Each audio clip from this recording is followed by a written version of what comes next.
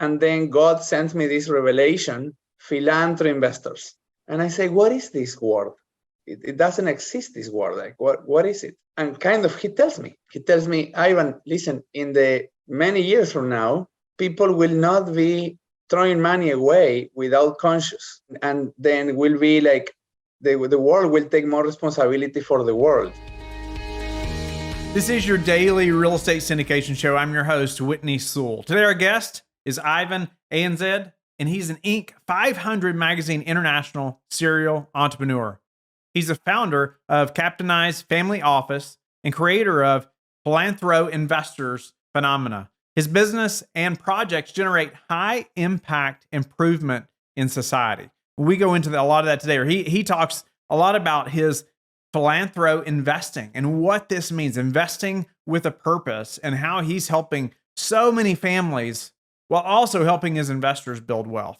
So I love the idea and the vision behind this that he had. He hired his first CEO when he was 14 years old. You're going to be impressed by his story and just his entrepreneurial drive from a very young age. We're going to talk a little bit about what his father did to stir that a little bit. I'm always curious about those things and how families did that, how people led their children to think as entrepreneurs and to have that kind of drive. He's going to go into a couple other things that are going to help you as an entrepreneur and business owner as well. Ivan, welcome to the show. Honored to have you on. I mean, you're a serial entrepreneur. You've done many things and not kept them all very small, right? You are a hustler, to say the least. But I love your desire to change lives while making money, right? And so I'm looking forward to getting into that conversation. I know many of our listeners love that as well. And so give us a little more about who you are. Let's dive into you've been an Inc. 500 company for 3 years in a row. You've been in real estate for a number of years. Tell us a little more about that. Of course, Whitney. Thank you for having me in your show. It's my honor to be with you, knowing your background and what you have done in real estate and with this podcast. It is amazing. So I started as an entrepreneur when I was 7 years old. Wow. I had my go-kart and I will lease it to my neighbors and I will sell them candy. And that's how my serial entrepreneur adventures start. Were you raised in a family of entrepreneurs? What kind of spurred that on? Yes, my daddy was an entrepreneur also. He was also starting at that time.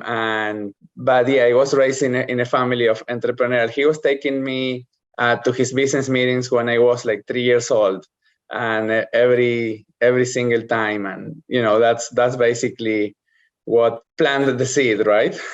That's awesome. I often ask guests who mention something like that, about how they were trained in being an entrepreneur, or how they were, just around people. Was it with a father or mentor or somebody else? But that's interesting. Your father was taking you even at 3 years old to business meetings. And speak to how that changed your thought on how you grew up, your thought on what you were going to do maybe after school, or what happened. Yeah. So as you know, at 7, I was already making money and using I think that what characterizes an entrepreneur is that they have the ability to use the resources for two main purposes.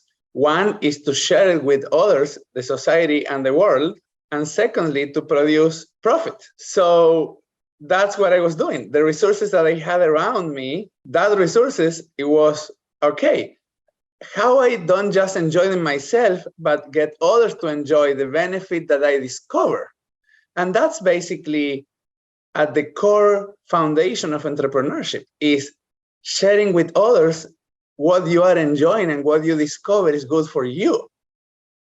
And that's why, if it's good for you, it will be good for others. And that's why it will produce a profit for you, because you are sharing something good with others. I love that. The two resources, or the two ways to think about those resources, right? Helping, sharing with others, and increasing profit. That's incredible. Yes. And then I continue growing.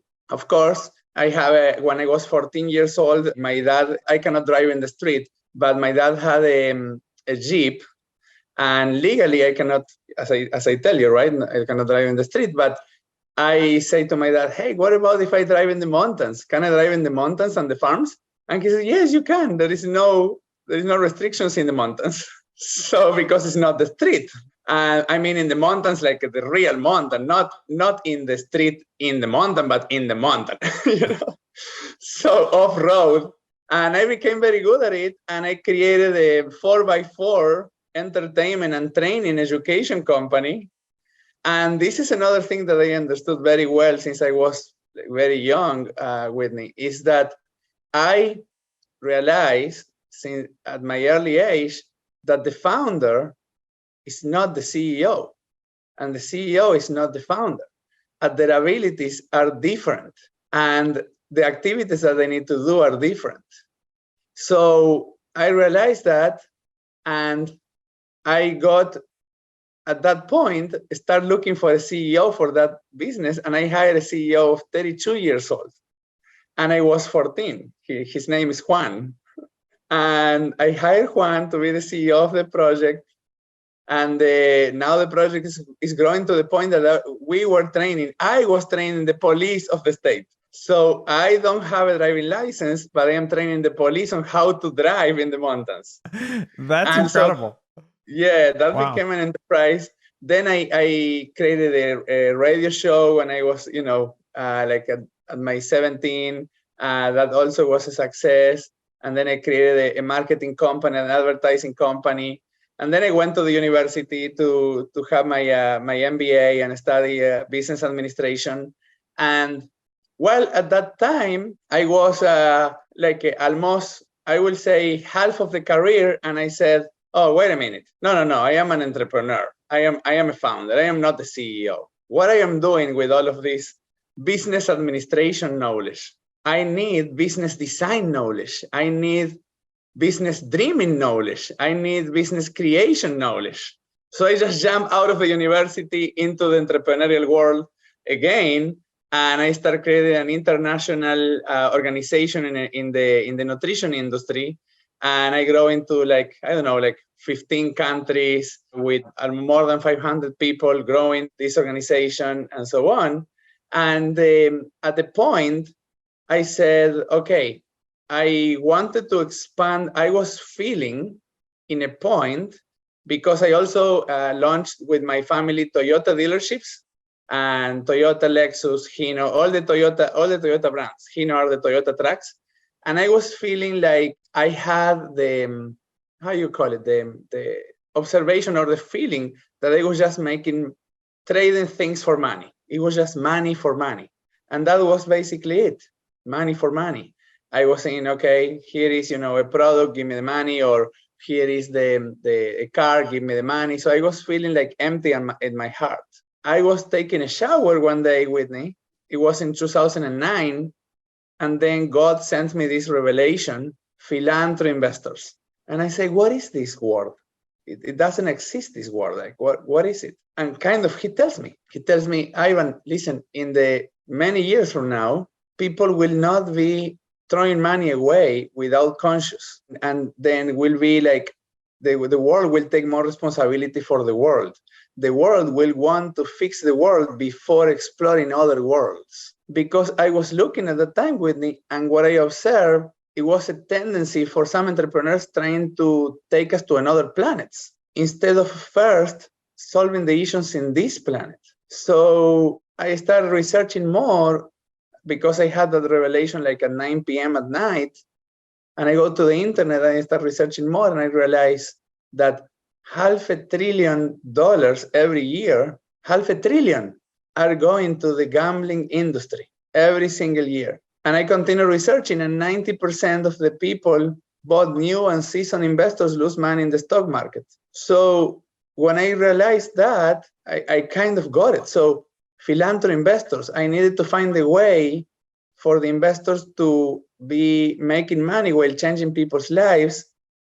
So I needed to find a way where someone can invest their money and their time, engaging emotionally, because that's what gives the fulfillment, promoting human welfare while getting a financial return. Not just getting returns, but getting philanthro returns. Speak to that.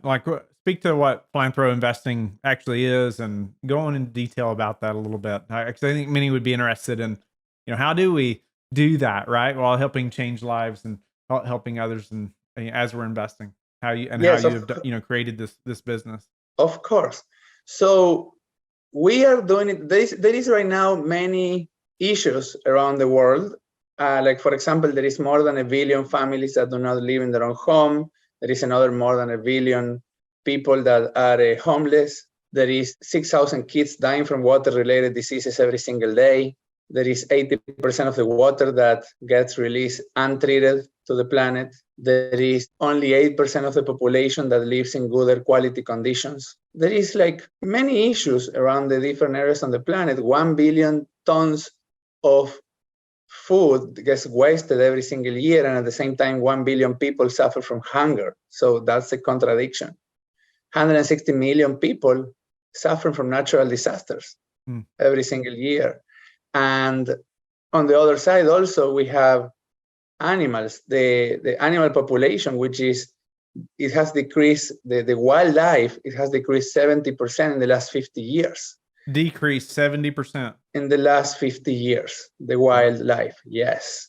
You can research all of this information and you will find the sources and the research and all of that. And also there is more than 1 billion illiterates in the world. So when I discover all of these, I say, but why are we trying to go to Venus or Mars or other planets when we need to? Are we going to go and mess up another planet, right? So we didn't learn as a humanity how to live in a planet for the good of the planet and us at the same time yet. So we need to solve that. And so I started creating in that direction.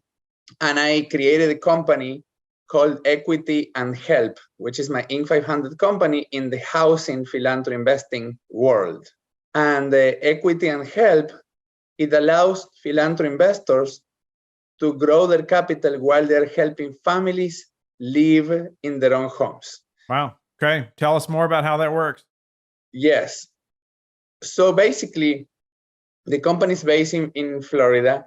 It has right now almost 55 million of assets that we have recovered from the banks or auction houses. We operate in the space of single-family residential, single-family homes, with an average after repair value of around $80,000, but that our philanthro investors can buy them for $45,000, $46,000. And then what happens is that he selects that homes. We show him the available inventory.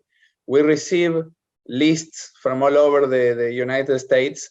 We are operating right now in 34 states with almost 700 homes that we have recovered and helping all of that amount of families in 360 plus cities across the US. And basically what the portfolio has produced is around 11.5% cap rate over the years. The company has almost 8 years of existence, and an equity gain for our investors of 22% in average. So that means that they bought the house for $46,000. Then we located a family that do not qualify for a traditional mortgage for him.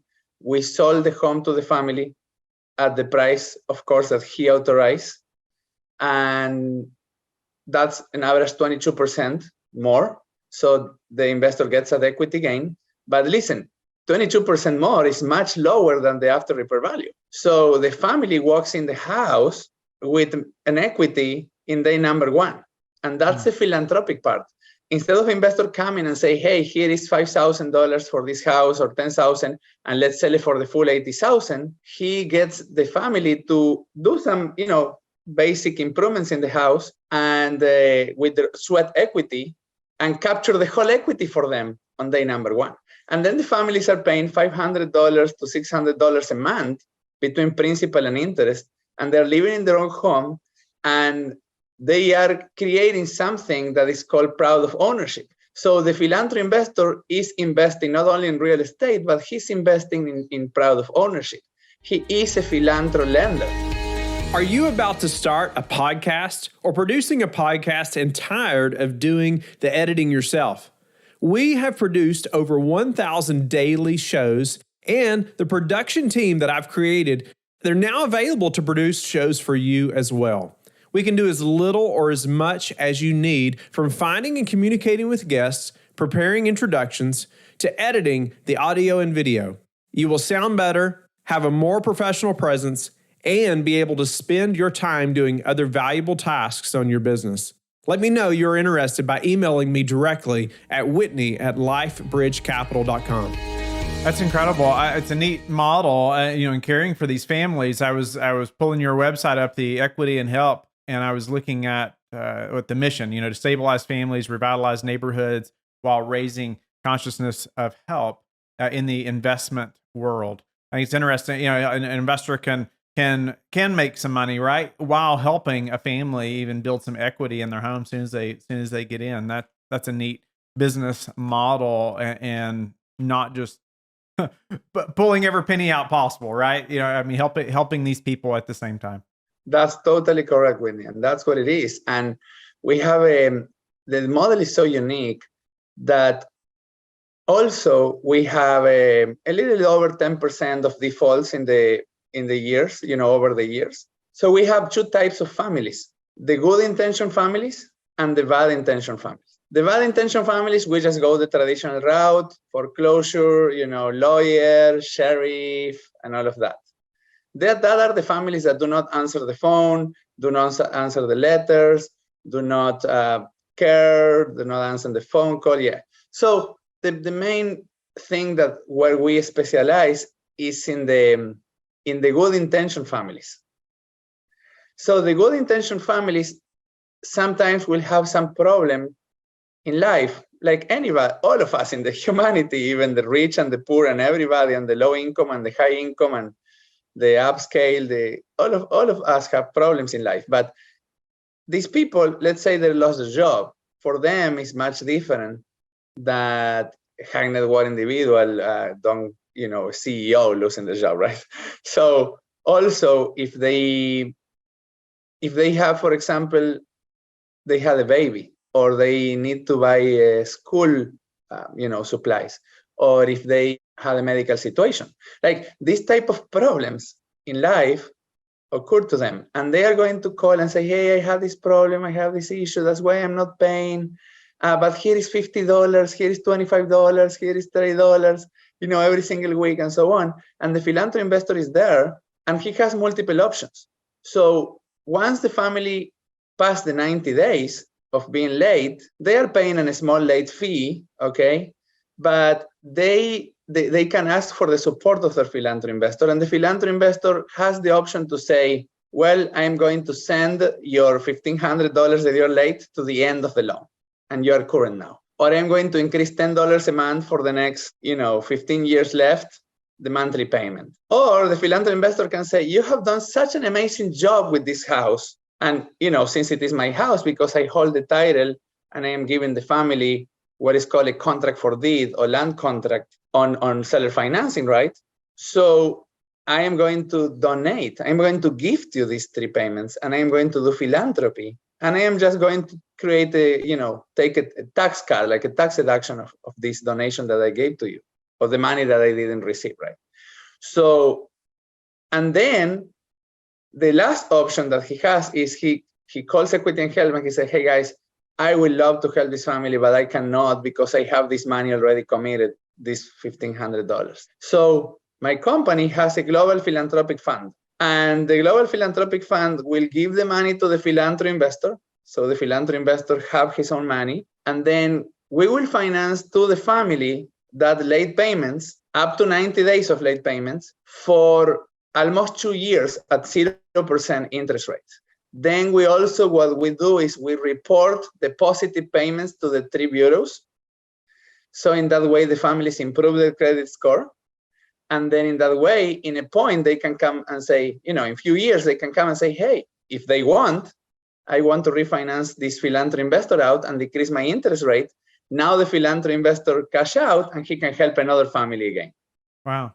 How do you determine if a family is just taking advantage, of you, in the system, or somebody that's really just, experiencing hard times? Well, because the family is communicating, they don't know these systems that we have.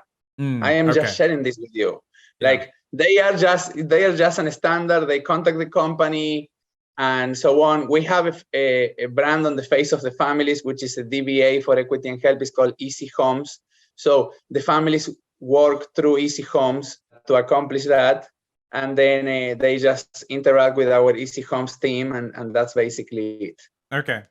Tell me how you're finding investors that share your vision and desire, to give back. Well, we have what we call PhilantroInvestors ambassadors. The PhilantroInvestor ambassadors are people like you, Whitney, that knows investors in different parts of the world. We have a lot of podcasters that they share our mission and vision, and they send us PhilantroInvestors, and we have a partnership model with them where we give to our ambassadors some revenue share of our profitability, right? And it's a lifetime thing because it's revenue share. It's like you find the PhilantroInvestor, and for lifetime you are getting revenue share as an ambassador. So a lot of podcasters get a different source of income for their business. And also we have a lot of financial educators that are ambassadors because they are educating their people in finances. And then when they say, okay, you want to help the planet while growing your capital. So that's basically how we do it. We also have a new model that we are launching, which we call the PhilantroInvestors Worldwide or International Founders. And this is people that are entrepreneurs. They buy the license from PhilantroInvestors for their state or their country. And then they create the ambassador force in that country or in that state. Basically, they make more money of what the ambassadors makes in this revenue share, and they pay their own ambassadors in their state, in their country. And basically, they are the leader, the opinion leader of that area. They open their own office. They do their own marketing in that area, and it gives them a lot of. We bet them really well because we don't want to connect our brand with anybody. You see, with anybody that just appeared and wants to be a PhilantroInvestor founder, because this is a marriage for us. It's interesting. You've created really a franchise, right? A way to grow quickly, but to help so many people at the same time. I love the thought behind that and the desire and the scalability that you've created. Yeah, when it's not the franchise itself, because they are not paying us a royalty, we are paying them. So it's a licensing of the brand and our marketing, basically. Yeah. And representing our brand. That's the model. But it's very unique, and we give them coaching and we support them, and that's how PhilantroInvestors grow in different areas of the world. Give us a current challenge that you're facing in your real estate business that we may potentially be facing also, that you're working on. In the real estate business, well, after COVID, the inventory. Right, the available inventory to be able to grow. We've been, we do. It's not a lot. We buy between anywhere, like in a lower week, 3 to 5. In a highest week, 20 houses per week. So that's our machine, how it works. And then we are helping 5 to 20 families potentially in that week, right? When we buy that houses. And the main thing, Whitney, is that with COVID and the foreclosures being stopped and people that they will not be kicked out by their bank and the house will be there and so on, it's just more challenging to find these houses. But we did amazing. Like 2021 was our best year in the history of the company. 2020 was a little more challenging, but we passed through the challenge and everything went well and so on. But so we observed something in COVID, which was very interesting. Because our model is not rentals, and the US, the government said you cannot, evict tenants during COVID. Our model is also no mortgage because there is no mortgage attached. It's just a private seller financing deal. And we are helping these families so closely, and they love us. They support us during COVID. So they only 11% of the whole universe of the whole families ask for forbearance.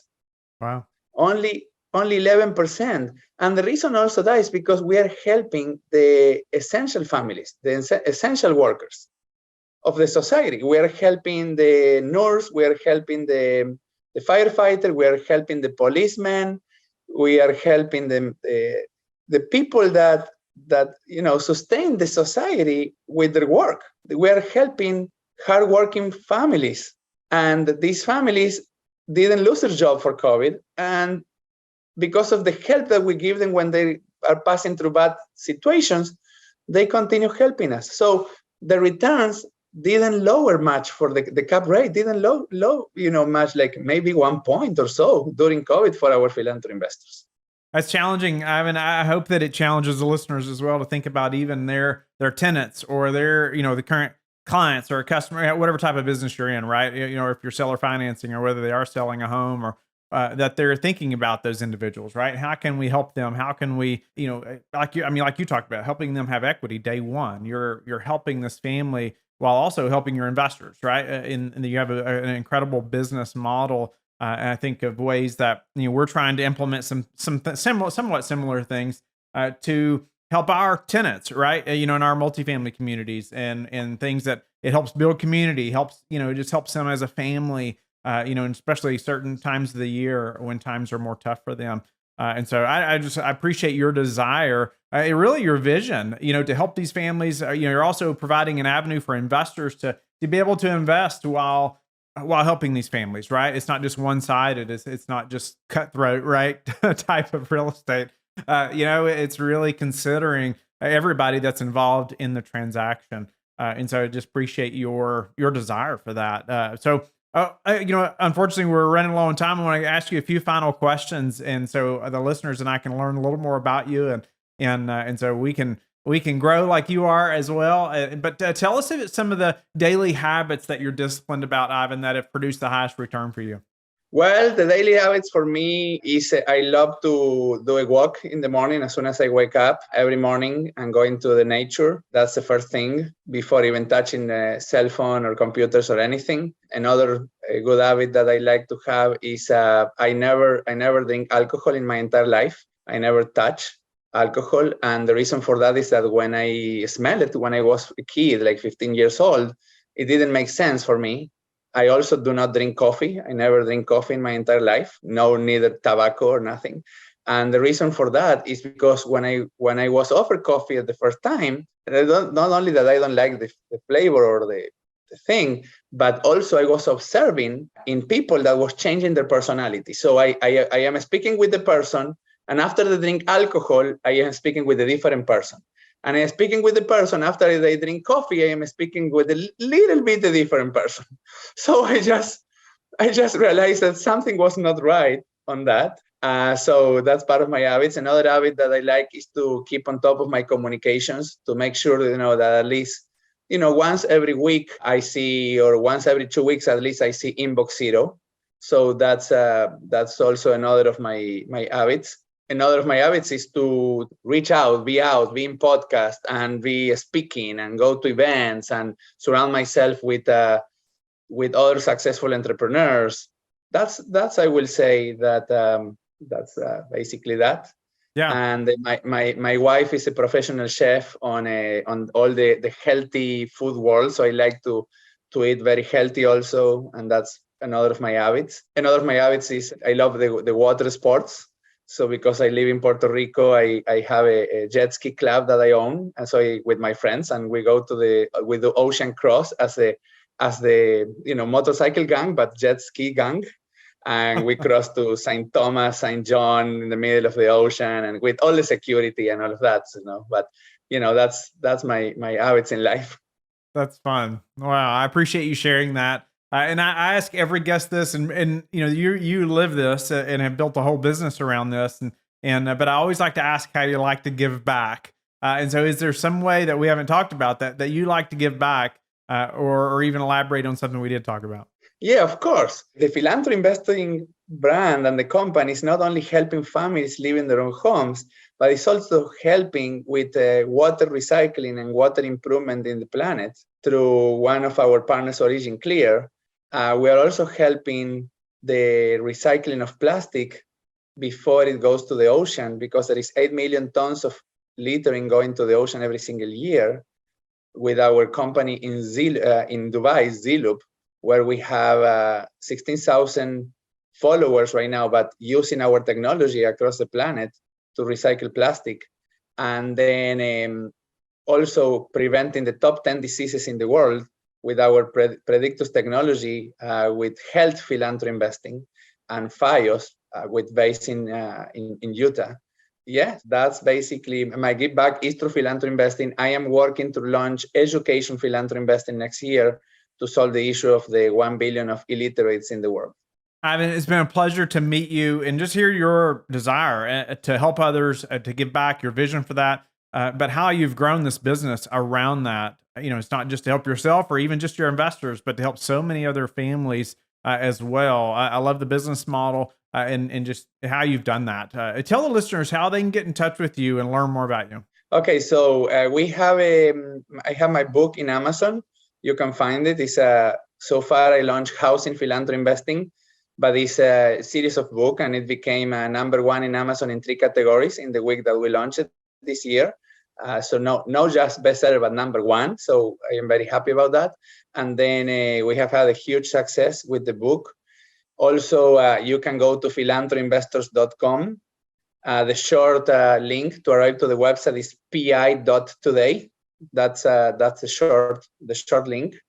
And get in touch, contact my team, and you will get to meet my amazing team, our CEO, Mr. Artie Maren, and our president, Ms. Wendy Rios on PhilantroInvestors. And we have also our general manager for Latin America that runs PhilantroInvestors Latin America. We have, we are just growing, but through philantroinvestors.com, you can contact us. And as I say, pi.today is the short link to arrive to the website. Thank you for being with us again today. I hope you have liked and subscribed to the show. Please tell your friends about the Real Estate Syndication Show. And I hope that you are learning and growing. Don't forget to go to lifebridgecapital.com where you can start investing today.